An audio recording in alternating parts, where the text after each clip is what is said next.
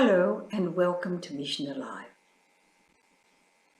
I think we learn more from people than we do in classrooms or from books. I think by looking at people, by living with people, we learn so much. That's what I did with my father. I learned so much from my father just by what he did. There were only two of us in the family, my sister and I. And when we were little, my sister got very sick. She couldn't go to school, she couldn't do anything. She had a very bad fever that lasted for many years. The doctors even said that one day it would kill her. She didn't take any notice of them. They told her she couldn't play, she couldn't go to dances, she couldn't get married and have children, and she did all those things because she said, I'm going to die doing things, not just die sitting in a chair. But for a long time when she was young, that's what she had to do, just sit on the front veranda watching people go past while I went to school.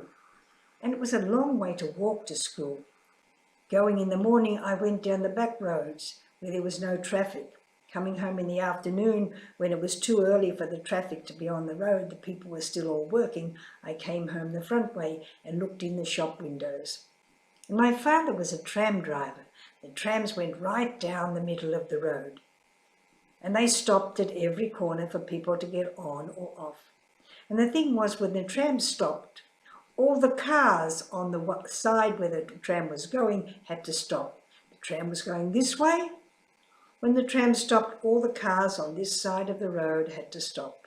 If the tram was coming this way, when the tram stopped, all the cars coming this way had to stop so that the people could get onto the tram and get off the tram in safety.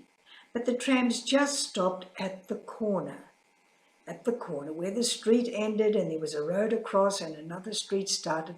That's where they stopped. They went from corner to corner. But when I was walking home some afternoon, the tram bell would ring, clang, clang, clang, clang, clang, clang. And I'd look up and the tram would stop right in the middle of the street. And the cars would have to stop so the people could get on or off. And so the tram would stop, and all the cars coming this way would have to stop. In the middle of the street, not on a corner. And when the tram stopped, my father would open the door of the driver's cabin and I would walk across that road slowly up to the tram driver, put up my hand, and the tram driver would give me a small 6-penny coin, maybe like 5 toya, 5 cents, 6 cents today. He'd give me 6pence and I'd take it in my hand and then I would slowly walk back to the street where I'd left my school bag. And all the car drivers waiting for this one little girl to walk across and to walk back. My father didn't start that tram until I was safely standing on the footpath. And then when he went off, all the cars would go off. He made me feel so important, walking out there in front of all those cars. I was big enough, strong enough to stop the traffic. They had to wait for me, not for a queen, not for a king, but for just this little girl who walked across to get 6pence from her father. That's how I see God. That's how I see God. God is a God who protects me. God is a God who loves me. God is a God who thinks I'm special. God is a God who takes notice that I'm all alone. I haven't got a sister walking beside me coming home from school. I'm walking alone. And he wants me to know that, no, you're not alone. Somebody is looking after you. And so my father would stop his tram. God does things like that for each one of us.